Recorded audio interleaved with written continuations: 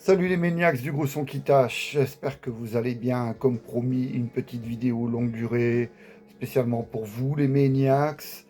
Et on va partir vers une année qui, selon moi, est peut-être la dernière grande année pour notre musique tant aimée, le métal. Je ne dis pas le hard rock parce que ça y est, on dit plus le hard rock.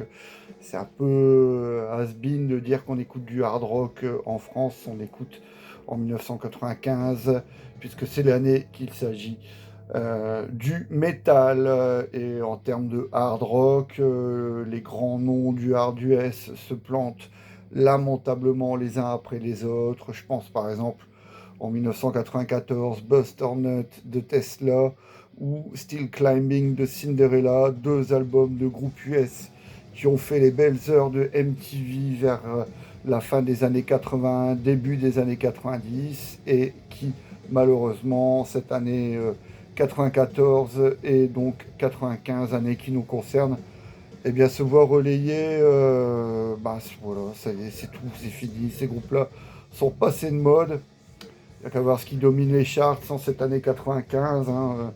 Il y a le deuxième, le double album des Smashing Pumpkins qui cartonne, tout comme le One Heart Minute des Red Hot Chili Peppers. Il y a le groupe Garbage aussi qui cartonne, donc c'est voilà, hein, le rock indépendant, Lenny Kravitz et son circus qui cartonne. Et bien sûr, le hard rock et le metal, sont devenus deux gros mots. Néanmoins, en 1995, il y a quand même de grands disques qui sont sortis.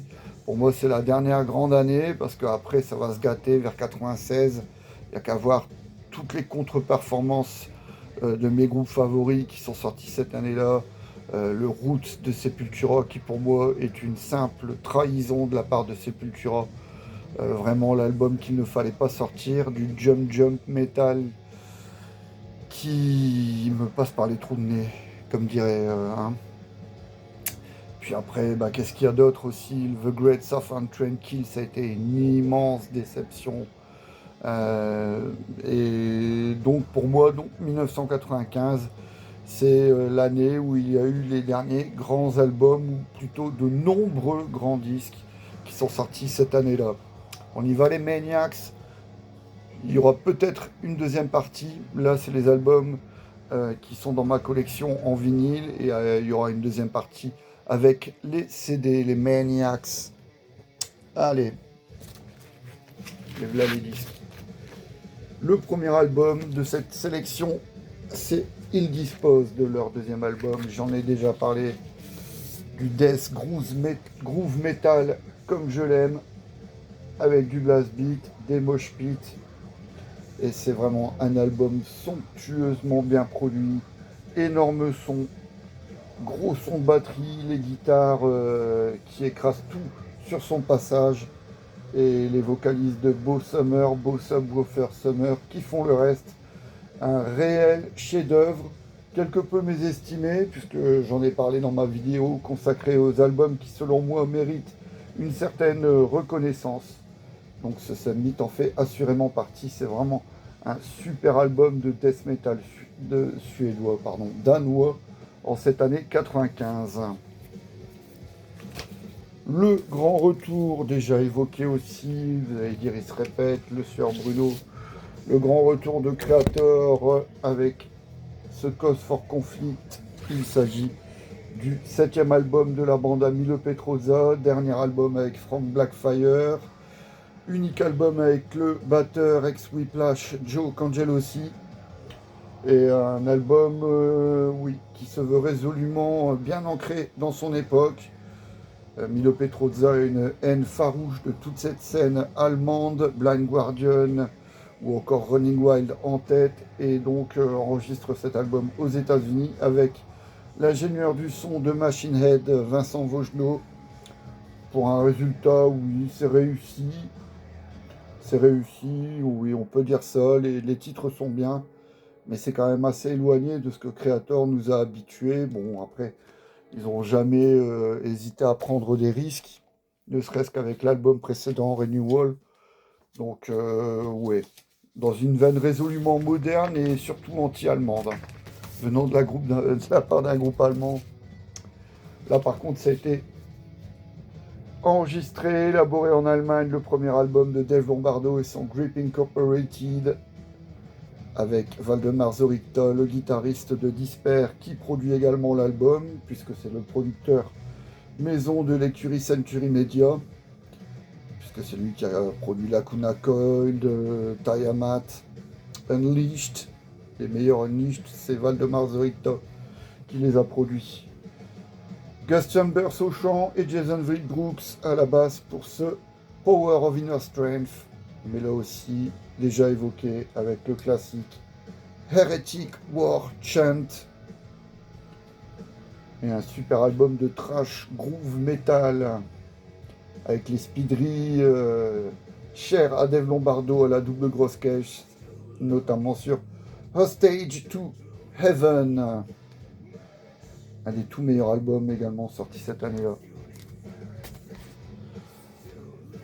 Bah oui, encore une fois, D-Side, le troisième D-Side, Once Upon the Cross, qui mérite d'être dans cette sélection.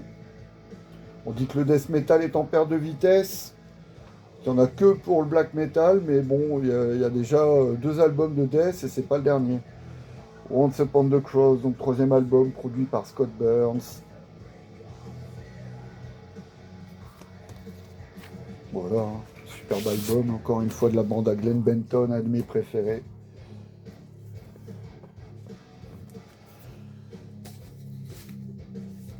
Et les maniacs de cette époque peuvent peut-être s'en souvenir de l'apparition de Glenn Benton dans l'émission de télé-réalité, de télé-trash poubelle de Tina Kiefer, j'y crois pas, c'était consacré au satanisme et il était invité pour la promotion de ce disque qui venait de sortir, mais bon, il n'avait strictement rien à dire, ce bon Glenn à l'antenne.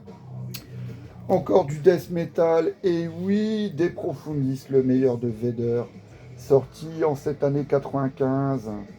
C'est également cette année-là que j'ai pu découvrir le groupe en live, je ne m'en suis jamais remis depuis.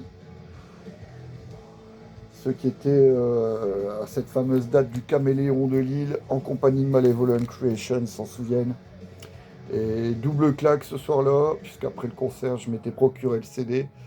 Et quand je me suis mis sur la platine Silent Empire, là aussi ça a été un grand moment d'émotion. Ah, voilà, ça aussi. L'autre jour, dans ma petite vidéo consacrée à Testament, il y avait un poster, là aussi. Morbid Angel, bien sûr, Domination, le 4e et dernier album avant le départ de David Vincent, avec le classique Where the Slime Live, produit par Bill Kennedy, qui s'est également chargé de la production quelques années plus tard de The World Needs a Hero de Megadeth en 2001. Donc voilà, il y avait Magazine Terrorizer qui proposait des posters, donc il y avait Morbid Angel, et de l'autre côté, Jeff Hanneman à Donington en 92. Donc j'ai mis Morbid Angel dans ma pochette de Domination. Donc voilà, c'est l'album de Where the Slime Lives. Il y a Eyes to See, Ears to Hear, This Means War, Dawn of the Hungry, qui fait partie intégrante des setlists du groupe. C'est le dernier album avec David Vincent. Je dis pas que c'est leur dernier grand disque, parce qu'ils ont fait aussi après Formulas Fatal to the Flesh, avec Steve Tucker, et ça aussi, ça vaut son pesant de cacahuètes. Je n'irai pas jusqu'à dire que ce King for a Day de Faith No More soit le 5e album du groupe et le meilleur album de la bande de Bill Good, Roddy Bottum et Mike Bordin. Cet album, au départ, j'étais mitigé. Il y a quelques bons titres. Il y avait quelques titres que j'aimais, notamment le premier single, Digging the Grave, Get Out.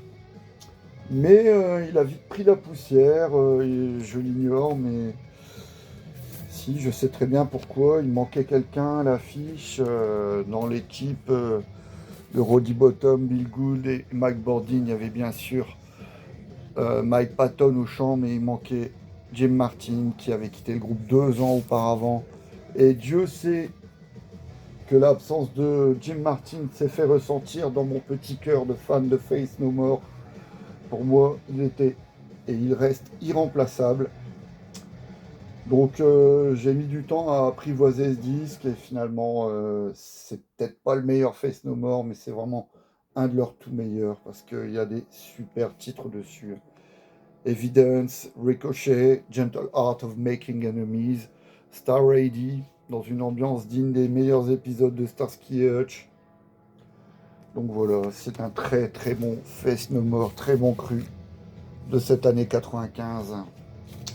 L'album que tous les métalleux se devaient de posséder en cette année 95. C'est le deuxième et très attendu Fear Factory D Manufacture, avec beaucoup de tubes dedans. Alors bien sûr, il y a Replica, le clip du groupe, et le classique de ce disque. Mais bon, Self Bias Resistor, D Manufacture, le titre. Dog Day Sunrise, reprise de Head of David, Peace Christ, Flashpoint, encore une fois que des tubes produits de main de maître par Colin Richardson. Mais curieusement, si c'est un des albums de cette année 95, si tout métalleux se devait d'avoir ce disque en cette année-là, avec d'autres disques, hein, je pense bien sûr au Draconian Times de Paradise Lost, qui est un classique pour bon nombre de métalleux de ces années-là. Mais ce disque a pris un énorme coup de vieux et je ne l'écoute pas beaucoup, à vrai dire. En live, ça fait toujours son petit effet, vu l'année dernière à l'Alcatraz, donc c'était bien, mais même pas besoin d'écouter le disque tellement on le connaît par cœur. J'ai peut-être fait une overdose de Jim Manufacture, parce que pour moi c'était vraiment un disque qui correspondait parfaitement à mes attentes cette année-là. Le chant du cygne de At the Gates, première époque, avec Slaughter of the Soul, le Death Made in Göteborg, ça vient de là. Donc tout le reste n'est que pure et simple copie. Vraiment, quel album. Blinded by Fear, pour moi c'est même pas du death mellow death, du death metal. Donc Blinded by Fear, Slaughter of the Soul, Cold, Under a Serpent Sun, Suicide Nation, Wall of Lies, Nausea, que des tubes encore une fois. Un de mes grands regrets, c'est de ne pas avoir assisté à un de leurs concerts de cette tournée-là, parce que ça devait être immense. Dernier album avant la séparation et le retour dans les années 2015-2016 pour At the Gates. Slaughter of the Soul sur Irek. Et déjà, la dernière sélection pour ce soir, un groupe que j'adore, et là, j'ai pu les applaudir à la bonne époque sur scène, les Spun Monsters, deuxième album pour la bande à Don Foose, avec Steve Swanson à la basse, Scott Roberts, qui a fricoté quelque temps avec Biohazard, là, il joue de la guitare, et le batteur le batteur Chris Matthews, Eric Matthews, pardon, et Chris Andrews qui effectue là son deuxième album et dernier album avec Spun Monsters, puisqu'il allait être remplacé l'année suivante par le futur Propane Eric Klinger. Donc ce deuxième album, No Guarantees, sur le label allemand Massacre.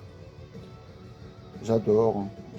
Production minimaliste signée Rob Waco Hunter, mais elle colle parfaitement à ce que veut nous proposer et à ce que peut nous proposer les Spun Monsters sur disque, et ça fait le taf.